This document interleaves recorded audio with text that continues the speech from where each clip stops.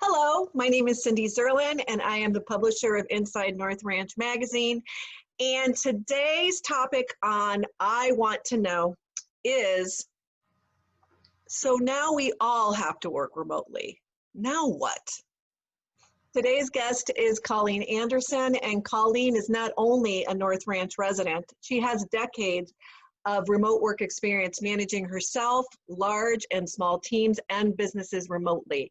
She is a consultant and she provides business strategy, analysis and development for corporations including Verizon and Sony and Microsoft. But Colleen is also very adept at working with startups and venture community clients as well as seed investors. So welcome, Colleen. Thank you so much for being here. Thank you for having me. Well, listen, this is a very hot topic right now because all of a sudden we all have to be here working remotely. And so I thought I'd bring an expert on and just talk about, I guess we'll just start from the beginning. How do you suggest we get ourselves set up? Well, first of all, thank you for calling me an expert. I don't know if I am. I've been doing it a long time, so maybe that qualifies me. But I think the first thing that you got to do when you find yourself working remotely, especially if this is not something you chose to do, it just happened to you, is you've got to carve out a little space in your home that you can set up to be sort of a reasonable work environment within the limitations of everything that's going on in your house. Even if that means a part of a room that has a desk, is decluttered. If you're going to be doing video conferencing, it has some sort of a reasonable backdrop, so that you're not got your TV behind you or your kids' play area behind you, that kind of a thing. And then the no-brainers, like just try to get all your equipment in one spot. If your printer's in another room, move it closer to you, just so you can kind of have all of that stuff where you need it, because you're going to have a weird work schedule, and the more organized you can be with all your stuff in one place, it's going to help you be more productive. That's the next question I had. Yeah. Because we're all in one space, spouses, children, animals. Yes. What do you recommend as far as a work schedule? Well, and this takes teamwork, okay? So I think the first thing you have to do is kind of get organized with your household, and even with little children, they can kind of get the basic concepts of, mom or dad has to work right now, and your job is to help mom and dad by being quiet or going to play here or something. And when my son was really young, I had a little sign I would put up on the door. And that was kind of the signal, mom's busy. And he knew. Not always was good about not always paying attention to that. I had a couple of break-ins, but those are, par for the course. So you just got to roll with it. But yeah. And then the other thing is be consistent and keep a schedule with that. So you're not telling your family, I'm randomly going to work here and I'm randomly going to work there, because that will never work. It'll be chaos. So try to keep some regular hours, even if it's just, I know for the first, 4 hours in the morning from 8 to noon, I'm going to carve out that time. And then you might have to make up here and there with a couple more hours as the day goes on. But try to keep a schedule for yourself and try to keep a schedule with your family so that everybody knows at certain times we're all going to be in this together and help mom or dad work from home. Okay, well, that sounds reasonable. I think the other thing too, it all sounds great, I know it does, like in a perfect world. The other thing is like, you were saying that you work a lot and sometimes you forget, you just keep working and working and working. Are there any suggestions as far as giving yourself a break, or is there like a certain recommendations you have for someone who yes, is sitting so, right? Yes, and actually you helped me remember another important point, which is because you're not visible, you're not in the office visible to other people. They can't see that you've left to go to lunch. You also need to be really good about putting your out of office messages up. Okay. Like if you are on Slack, which I'll talk about later, just put your little, I'm out for a minute, I'm at lunch. Put even on your phone, you can, there's a, I'm not available right now, whatever, Okay. I'm at lunch, I'm driving. I just found that. Yeah. So that's really important. And the other thing is, you have to, like in your office, you would get up and walk down the hall to get a cup of coffee. You have to take a break. And one of the really simple things I do, because I work on the computer all the time, is it's called the 20-20-20 rule.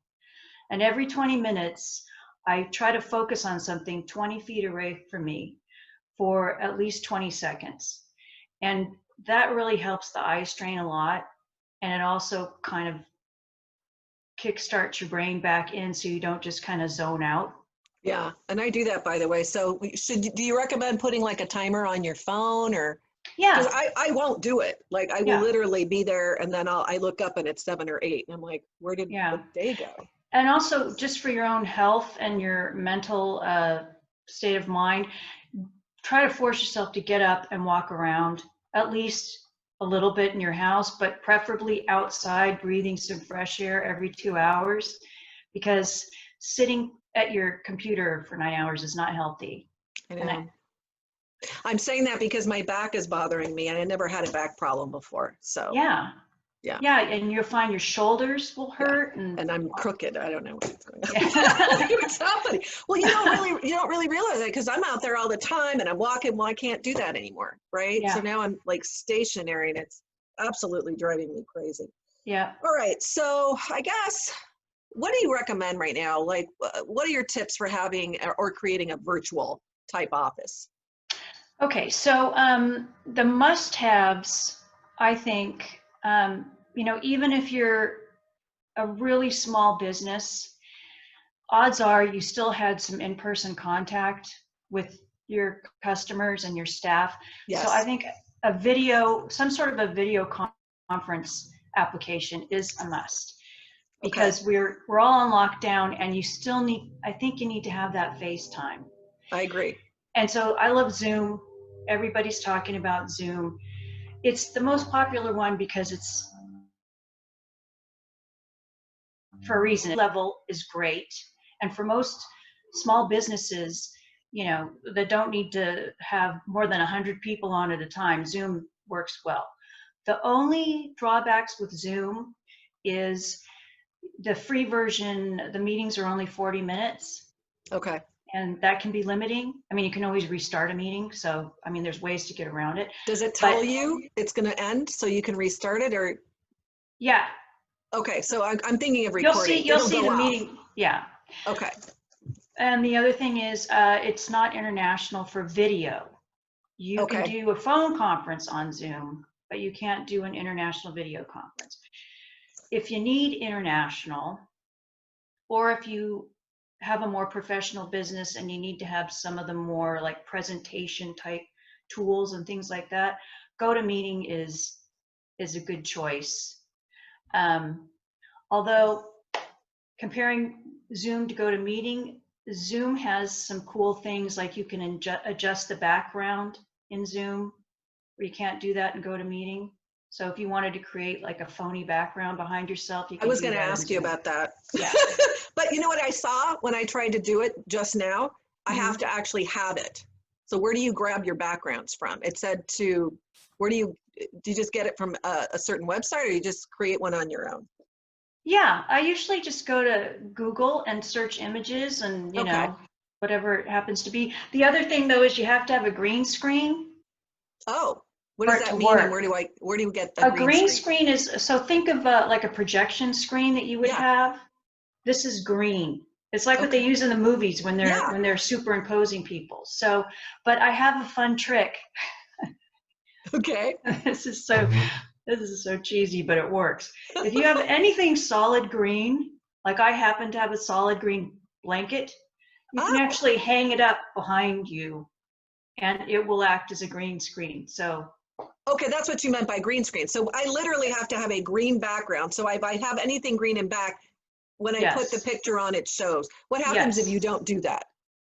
It won't show. It won't show up. It won't render correctly. Okay, good tip. Yeah. All right, Okay, so the last one is though Skype. And a lot of people already are familiar with Skype and use yeah. Skype. And honestly, I've been using Skype a lot, probably just as much as Zoom Hmm. lately, because I have to deal with people internationally and Zoom works internationally. And they've beefed up their features a lot. You can share your screen very easily with Skype, just like you Okay. can with Zoom. You can share documents and stuff like that. So I think Skype is also a good one. Okay, I'm going to put these websites, you gave me some websites. I'm going to post them below for people for them to look it up.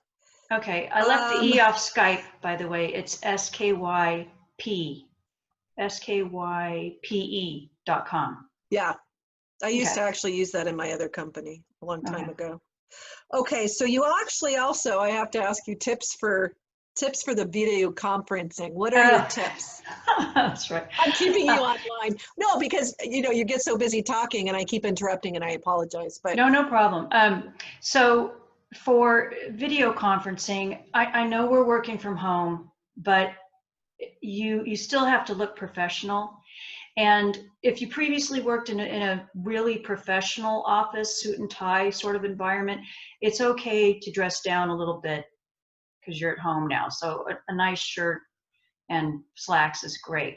But it's not okay for you to just go the full sweatpants or pajamas route, because even if you have the best relationship in so the if I, world, right, with your boss or your partner, you still got to bring your A game, yeah, and they're that's not right. going to be taking you seriously if you look like you just rolled out of bed. So that's number one for video conferencing. And then don't forget phone conferencing. Okay, if you're just talking to someone on the phone, it really helps to get up and walk around while you're talking, because I don't I don't know if this happens to you, but with me, if I'm on the phone, especially if I'm on a conference call, I start to zone out. Yeah, So at least if you stand up and you're moving around, you're switched on, your mind's working better, it just helps. I need to do that too. Even like on calls, I notice that I'm just like, and I don't even realize it because I'm usually a cheery person, but my voice starts taking this Yeah, like it's natural. different tone, and it's like, okay, I can't do Yeah. that. So just the act of moving around, it actually, Okay, brings energy to you, brings energy to your voice. yeah, and I'm in a small space, so it's driving me nuts. All right, so what are other tools that you would recommend Okay. using?